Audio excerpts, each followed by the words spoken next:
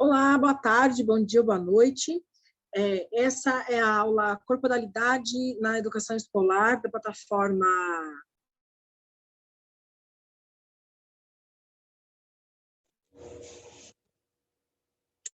Pronto. Dentro da programação do Clube de GEG e do Coletivo de GEG On Demand. Eu sou a Jaque Conceição, eu sou professora aqui no coletivo, vocês devem me ver pelas redes sociais ou pelos outros encontros que a gente já participou. Essa aula era uma aula programada para acontecer ao vivo, mas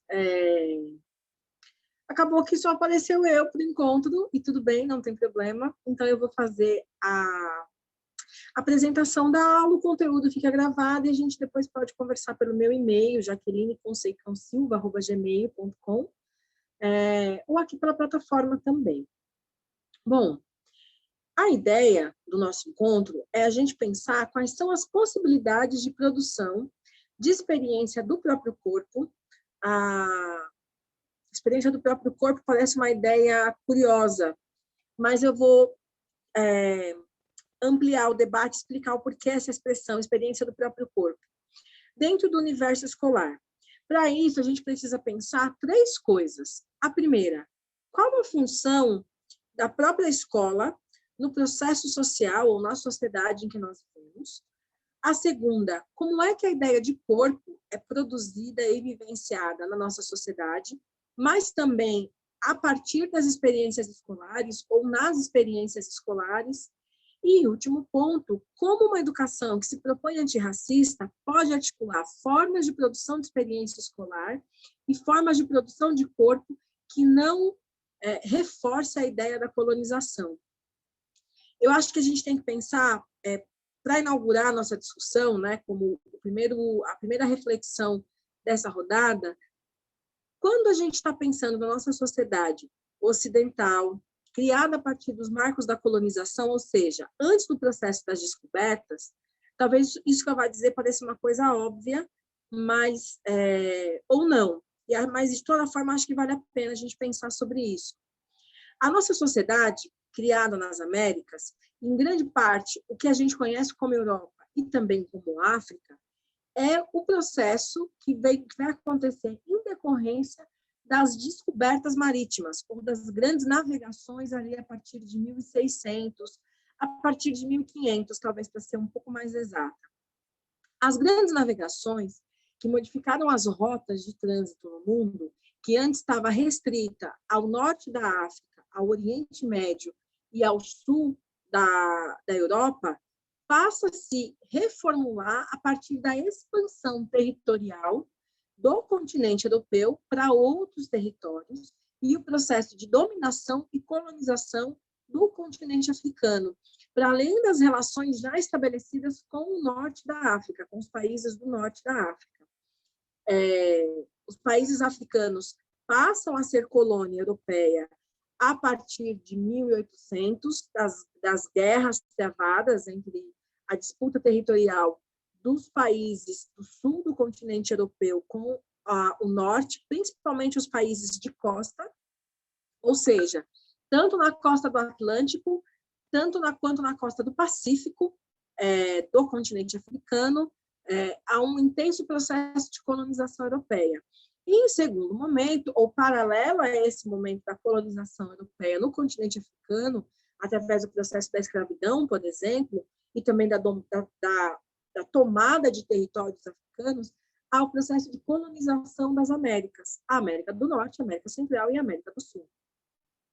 Já havia um sistema civilizatório nesses países, né, nesses territórios, que depois vão se configurar países, e a nossa sociedade, que é a sociedade em que nós vivemos nas Américas, que se referencia culturalmente na sociedade norte-americana, mas que tem uma presença histórica muito forte da colonização europeia também. Então, veja, a gente tem uma referência cultural do pensamento norte-americano e da forma como o pensamento norte-americano compreende a cultura e os seus próprios processos culturais, como gênero, família, trabalho, corpo, sexualidade.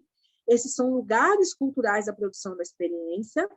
E a gente tem uma referência material com o modo de vida europeu, dado o processo de colonização europeia fortemente acentuado na história brasileira. Ao mesmo tempo que parte do nosso processo inconsciente enquanto civilização está fortemente baseado nas experiências raciais branco versus negros através do processo da colonização. O que é muito curioso, porque se a gente pensar que no caso da experiência norte-americana, ela também foi atravessada pelo processo da escravidão, da escravidão da população africana, faz todo sentido essa identificação cultural brasileira com a própria cultura norte-americana e a referenciação de tudo que é produzido nos Estados Unidos e consumido aqui no Brasil culturalmente em larga escala, desde o ponto de vista de gostos musicais até a própria forma de compreensão de vida. Tem vários estudos da antropologia sobre isso, sobre essa associação entre o consumo da cultura e a produção do estilo de vida em sociedades ocidentais. Então, o Ocidente, que passa a surgir a partir das grandes navegações de 1500, mas só se consolida com o processo da Revolução Francesa, da Revolução Industrial, já no pós-1800, e, sobretudo, na experiência das Américas com a abolição da escravidão, né, o grande marco civilizatório da experiência americana, seja norte-americana, centro-americana ou sul-americana, é com a consolidação do processo do fim da escravidão. Essa sociedade que nós vivemos, que é uma sociedade industrializada, ou seja, o pilar do modo de produção econômica é o pilar fabril, a fábrica e o modo de funcionamento da fábrica, a forma como o trabalho é organizado, a gestão do tempo, o tempo produtivo, o tempo organizado por setores, por nichos, por etapas de trabalho, a ideia da especialização como uma forma importante da profissionalização, a necessidade do estudo cada vez mais técnico, no sentido do aprimoramento do conhecimento, a própria medicina, que entende o corpo de forma segmentada e parcial, o funcionamento da vida organizada entre o tempo do trabalho, o tempo livre, o tempo do lazer e o tempo da produção, nos mostra sobre a centralidade da experiência fabril, da ideia da fábrica, como o centro da vida, né? É dessa experiência, desse modo de organização do trabalho, que era diferente do modo da organização agrícola, por exemplo, ou da pesca, que, num primeiro momento, pré-período fabril, pré-industrialização, pré-revolução industrial, a pesca, por exemplo, se orientava através do funcionamento das marés, do funcionamento do fluxo de deslocamento do mar, ou seja, de como o mar se organiza. Maré alta, maré baixa, lua cheia, lua nova, momento de reprodução dos peixes, que tipo de peixe é mais adequado para esse local de pesca ou para esse período do ano. A mudança de uma organização do trabalho a partir do ritmo natural, do próprio funcionamento da natureza, para um modo de produção de trabalho organizado a partir do manejo da tecnologia, das fábricas, do maquinário, da possibilidade de extração, a ideia do agronegócio, que modifica a estrutura do solo para o manejo específico do recurso agrário que vai ser utilizado naquele território. Então, territórios de longas florestas e rios é totalmente devastado, por exemplo, para o cultivo de bois e de vacas para o consumo da carne na agropecuária pastoreira, né? na agropecuária de corte, por exemplo, ou de leite, mas muito mais de corte, que é um dos mercados que o Brasil mais vende. Essa modificação da vida natural por uma intervenção da tecnologia, não da técnica, porque técnica é qualquer habilidade humana com um fim intencional. Falar é uma técnica quando o falar tem uma intencionalidade. Então, não é técnica, mas tecnologia. A tecnologia é o aprimoramento da técnica através de recursos externos ao ser humano. Ou seja, a fala, para mim, que sou um corpo, uma sujeita falante, que falar é uma habilidade física corpórea que eu tenho, não precisa necessariamente do uso de tecnologias, de algo externo, como, por exemplo, um microfone para ampliar a minha voz. Então, é uma técnica, o ato de falar é uma técnica que é desenvolvida ao longo da minha socialização. A tecnologia incorpora na técnica desenvolvida pelo ser humano recursos externos que aprimoram, amplificam e, de alguma forma, qualificam essa técnica humana. Então, o uso da tecnologia como forma de trabalho é um marco da Revolução Industrial e é um dos marcos fundantes das sociedades ocidentais. Na sociedade ocidental, além de ela ter esse caráter industrial, tecnológico, e esse caráter urbano, ela é a sociedade ocidental, ela é marcadamente urbana, ela acontece em contextos urbanos justamente pelo atravessamento da tecnologia. Na sociedade ocidental, de base industrial, tudo é atravessado pela tecnologia. A pandemia trouxe um boom do avanço da tecnologia, por exemplo, nos recursos educativos. O uso do celular, do computador, da internet, das plataformas virtuais, como tecnologia para a técnica do ensino. Embora o ensino também possa ser dotado de tecnologia, mesmo que ele não utilize recursos tecnológicos de base científica. Ele pode utilizar recursos tecnológicos de base material. Nossa, que coisa confusa já. Recursos tecnológicos de base científica são recursos tecnológicos criados a partir da produção cibernética. Então, talvez a expressão seriam recursos tecnológicos de base cibernética. O que é a cibernética? É o uso da linguagem não humana a partir da linguagem humana. Os computadores reproduzem a linguagem humana, mas é uma linguagem que não é produzida por seres humanos. Essa é a ideia da cibernética. A cibernética é um campo que foi desenvolvido, muito curiosamente, a partir de um estudo antropológico feito nos anos 50 e 60, dentro de um grupo étnico na Polinésia, a partir de um ritual específico chamado Neven.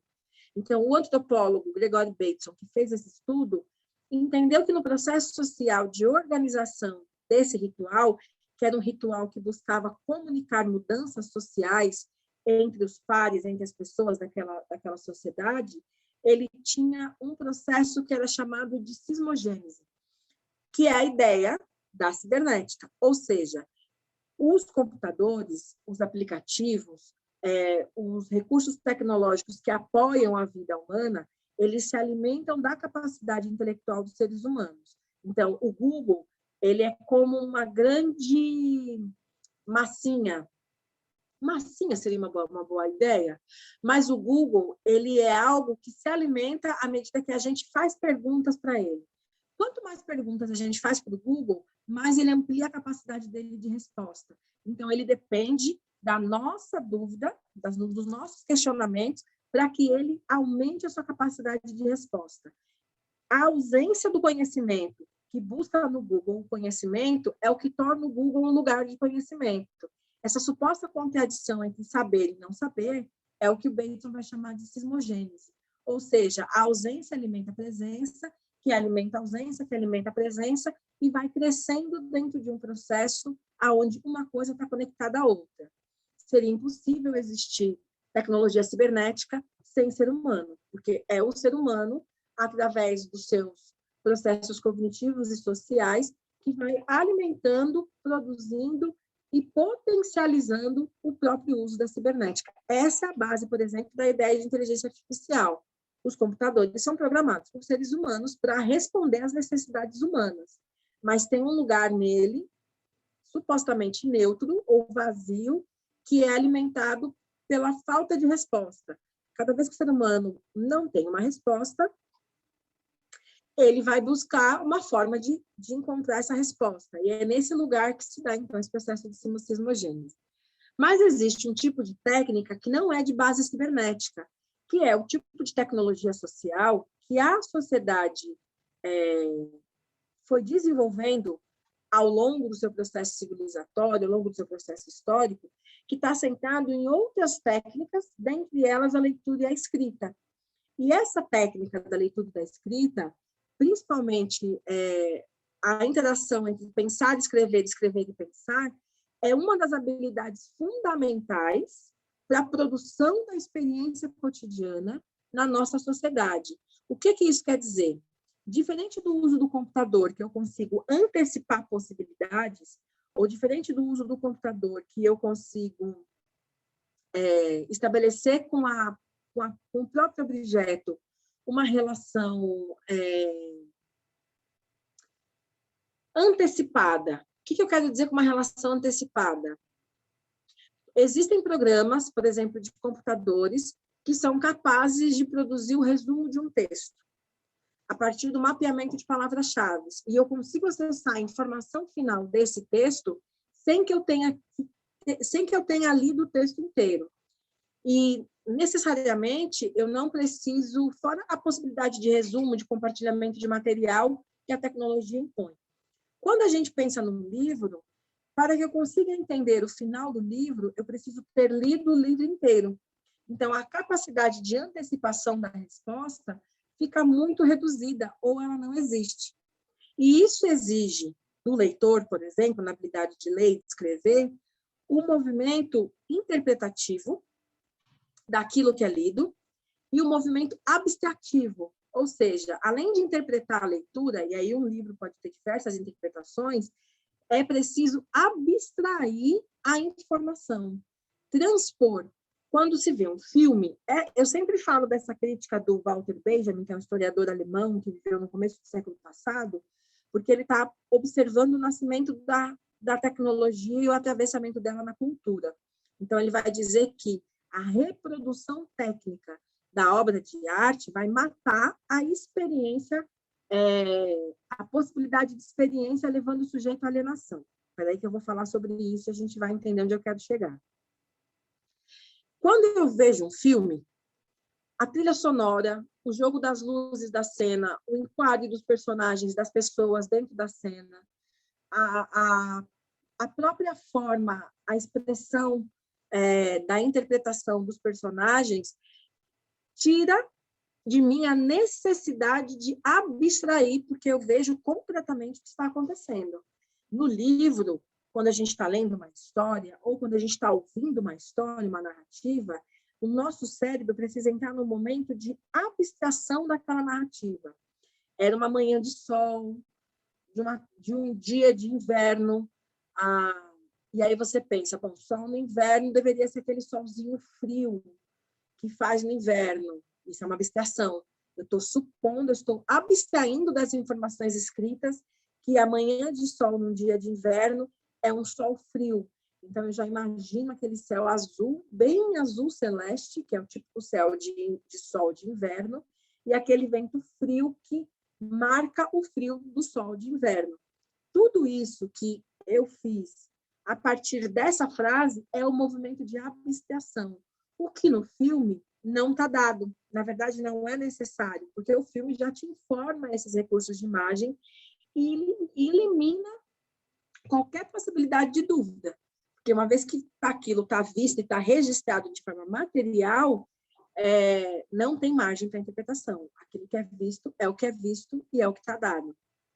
Então, essa forma de produção, de construção de uma ideia sobre uma experiência, por exemplo, da manhã de sol num dia de inverno, a experiência corporal do frio, a experiência imaginativa do que seria essa manhã, a tecnologia tira do sujeito, dando para ele a resposta pronta.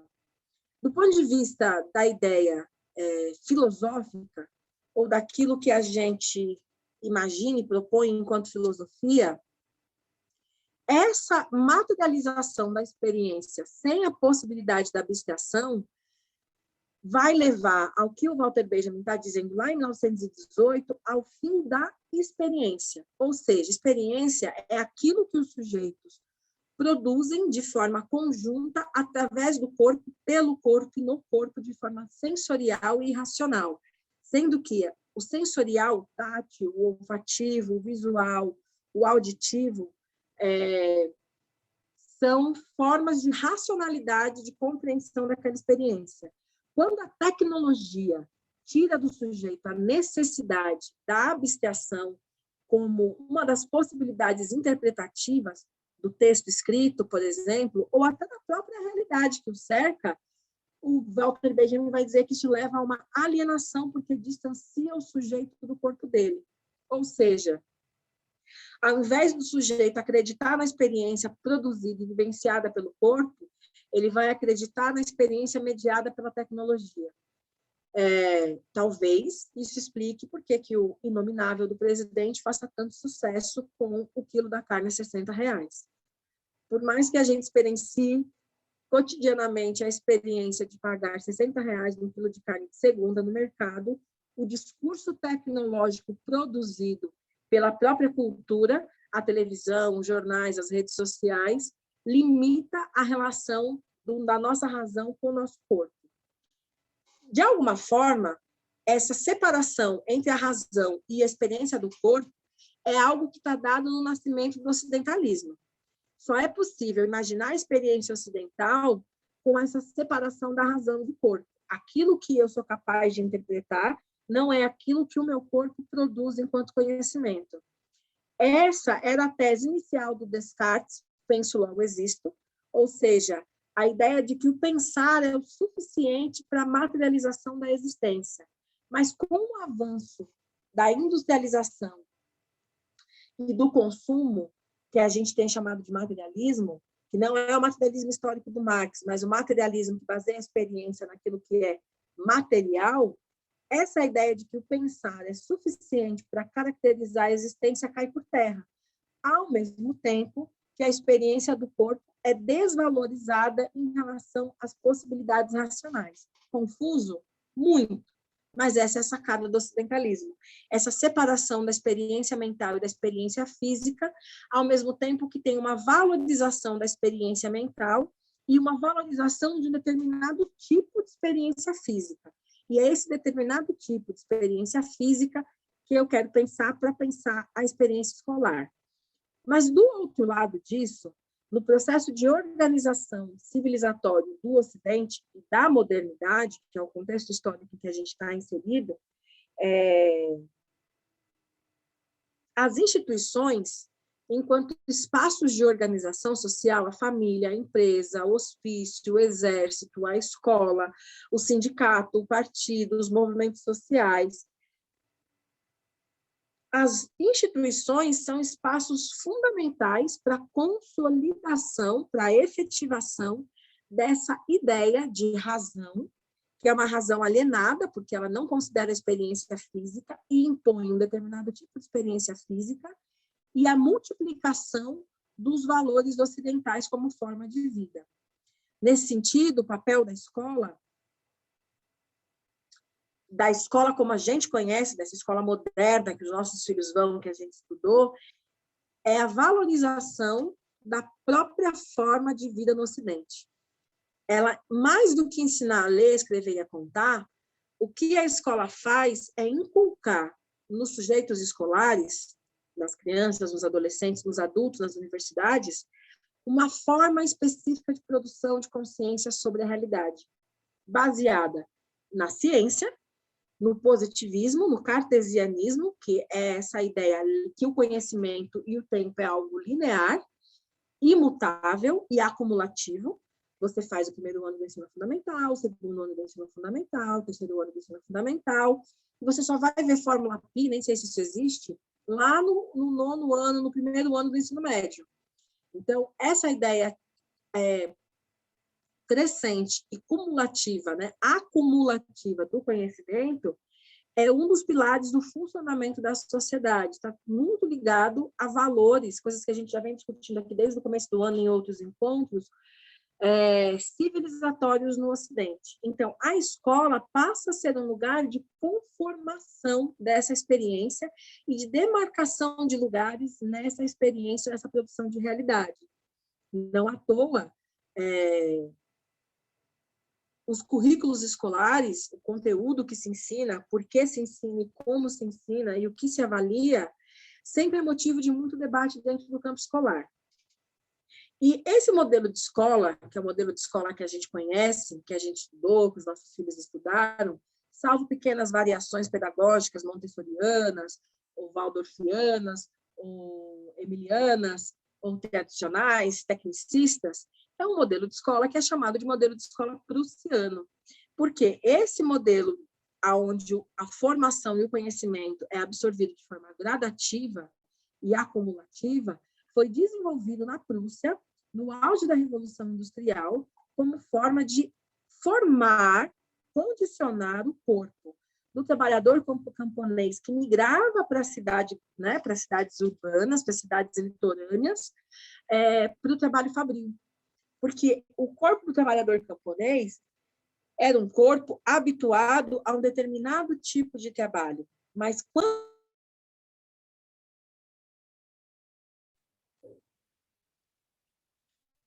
quando esse corpo passa a fazer parte da experiência do trabalho fabril, ele precisa ser adaptado para essa experiência. Então, a escola moderna, sobretudo a escola destinada à classe trabalhadora e aos filhos dos trabalhadores, mais do que ensinar a ler e escrever, a função primordial dela é preparar esse corpo e a consciência que habita esse corpo para a experiência do trabalho. É uma formação para o trabalho. Já houveram debates no Brasil, por exemplo, é um debate que o governo do Inominável retomou com a reformulação do ensino médio, da Base Nacional Curricular Comum, e acho que cabe um parênteses do que é a Base Nacional Curricular Comum. É o mínimo que a escola tem que oferecer em termos de conteúdo, e que normalmente as escolas públicas destinadas às pessoas pobres e trabalhadoras seguem. É o mínimo do mínimo que tem que ser destinado à Base Nacional Curricular Comum. Então, o ensino médio sempre foi alvo de um debate após a LDB de 1996, se ele deveria ser um espaço de formação para o trabalho ou um espaço de formação pelo trabalho. Formar jovens para o mercado de trabalho com habilidades mínimas exigidas para o mercado de trabalho, inclusive daí vem o ensino técnico, ou formar jovens já numa perspectiva do trabalho, como se a escola fosse um mini local de trabalho e esses jovens fariam o ensino médio já nessa perspectiva. Esse é um debate que foi segurado por pedagogos durante muitos anos. No governo FHC ele foi iniciado, no governo Lula ele foi segurado, e o que se manteve no governo Lula foi uma noção de que a educação deveria fornecer uma formação ampla e acadêmica, e a formação técnica deveria ser opcional, ou seja, o ensino médio deveria oferecer formações no âmbito da história, das artes, da filosofia e da sociologia, além da formação instrucional de português e matemática, química e física, e o ensino técnico, uma formação profissional, deveria ser algo opcional concomitante ao ensino médio. O aluno teria, num período, aula da formação clássica, do ensino médio, uma base filosófica e sociológica, para o desenvolvimento de uma consciência crítica e para uma cidadania plena, e, se fosse do desejo familiar e do aluno, na parte da tarde, a formação técnica na escola técnica para uma profissão específica.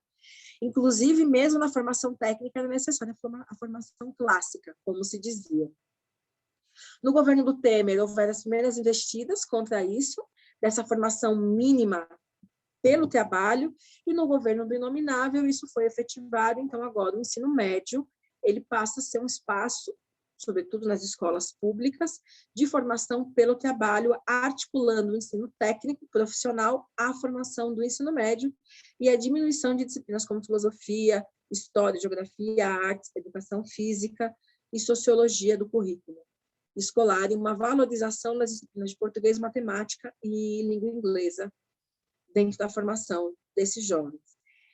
Essa ideia da escola como um local de formação pelo trabalho e para o trabalho, e não de uma formação humana que leve ao desenvolvimento de uma consciência crítica para a plena cidadania, é justamente o ponto aonde que eu quero juntar com a primeira parte que eu apresentei, para a gente pensar esse lugar do corpo na escola. Ou seja, as experiências que o sujeito vivencia na sua trajetória escolar são experiências conformativas de uma possibilidade de corpo que valorize o uso mecânico deste corpo para o local do trabalho. As demais habilidades possíveis que o corpo possa desenvolver nessa perspectiva, que é a perspectiva voltada para os espaços da educação pública, são secundarizados ou são negados. A única forma de razão vista e valorizada pela escola é a razão cognitiva. Por isso que crianças portadoras de necessidades especiais ou crianças com deficiência têm muita dificuldade de adequação ao espaço escolar, porque a razão cognitiva, normativa, linear e acumulativa prevista no positivismo e valorizada dentro da escola não contempla outras possibilidades de inteligência que o corpo humano possa produzir, ou até de comunicação e produção de experiência, produção de corporeidade, produção de possibilidade. Quando a gente pensa, então, esse é um lugar. Quando a gente pensa numa possibilidade de uma educação antirracista que considere o corpo como um local de aprendizagem, não só a razão cognitiva, mas o corpo como um local de produção de aprendizagem, ou seja, tudo aquilo que é feito pelo corpo é um tipo de conhecimento que é produzido em diversos âmbitos e sentidos. A gente está pensando uma proposta de educação que vai na contramão dessa concepção, inclusive, do que é conhecimento. Porque se conhecimento é só aquilo que está sistematizado nos livros, e só é aquilo que é possível ser adquirido de forma gradual e crescente dentro de um sistema de ensino, habilidades não cartesianas, não positivistas, ou não acumuladas no livro ou no espaço cibernético de forma tradicional, no sentido da leitura e da escrita, não são habilidades que são valorizadas ou que são reconhecidas.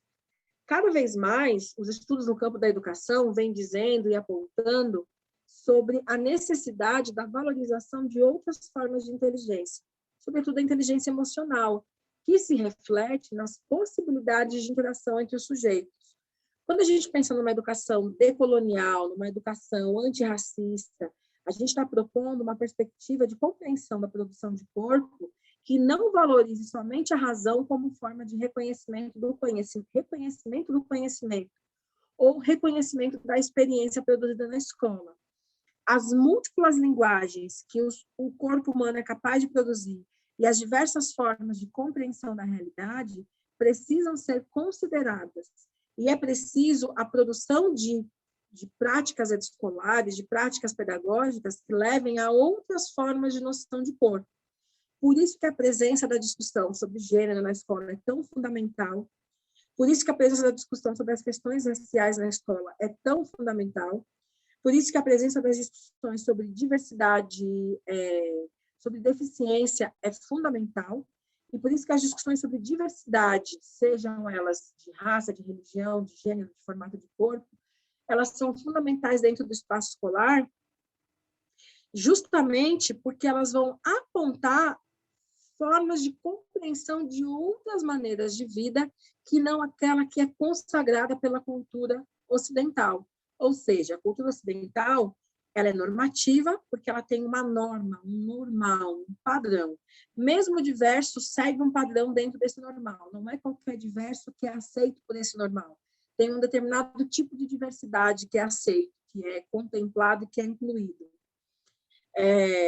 Ela é normativa, ela se baseia no binarismo do gênero, que está dentro do aspecto da heterossexualidade, ou seja, o sexo, a identidade sexual do sujeito é baseada na sua constituição biológica. Corpos que possuem pênis são culturalmente enquadrados na identidade sexual masculina. Corpos que possuem vagina são culturalmente enquadrados na identidade sexual feminina e são marcados, etiquetados com todos os recursos culturais que tipificam ser homem ou ser mulher.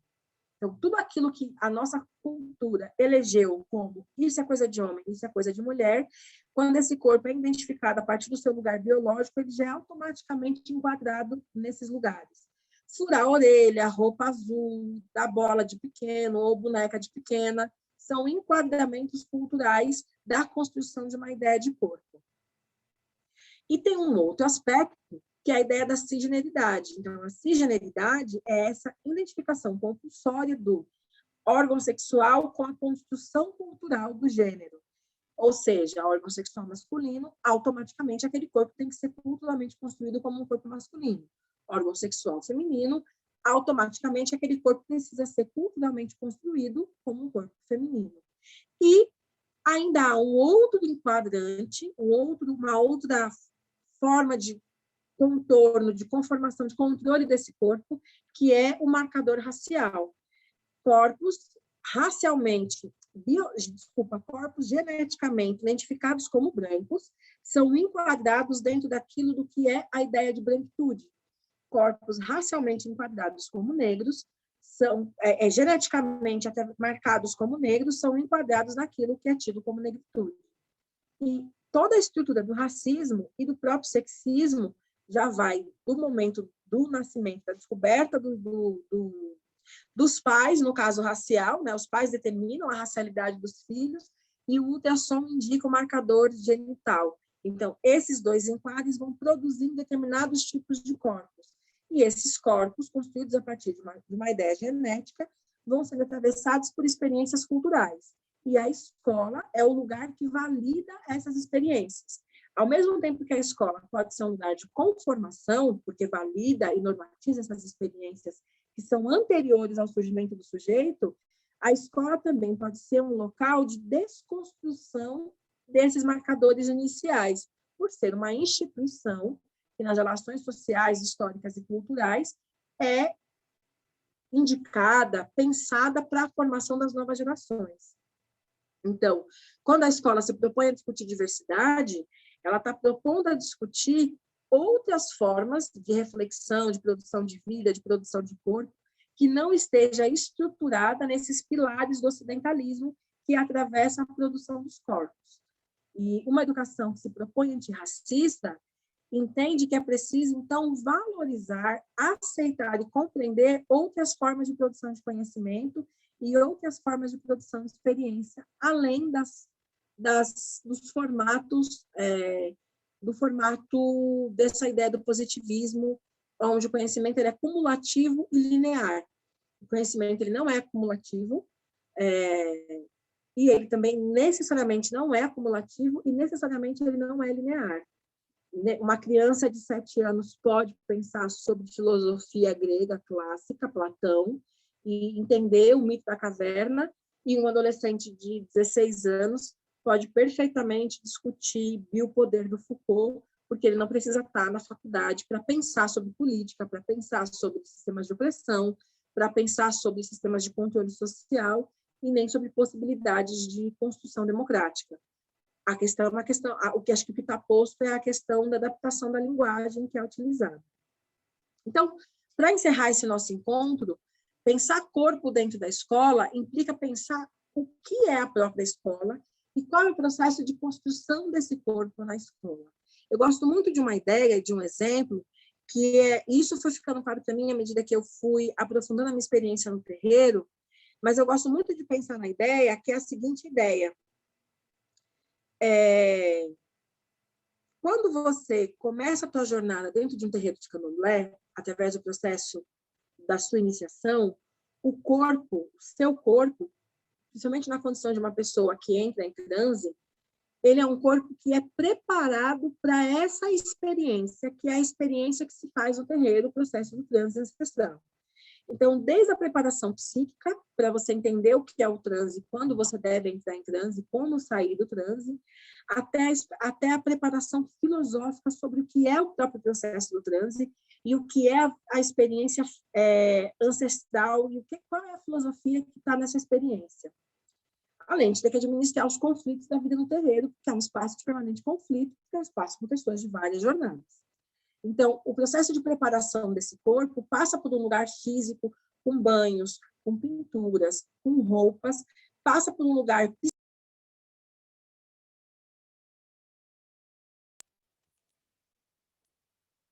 com a domesticação do inconsciente para o processo do transe, com tal barulho, com tal cantiga, com tal palavra, você entra ou sai do transe, e a preparação filosófica desse corpo, que é a preparação da razão para que ele consiga entender o próprio processo onde você está inserido, que é a construção da razão de de um ethos, né? Como diria os Luizes, o Simas e o Rufino, a compreensão da ciência encantada das macumbas. E tudo isso é produzido a partir da necessidade que aquele território produz, que é a compreensão da ancestralidade do que se faz no terreiro e de tudo que é necessário para isso. A escola não é diferente.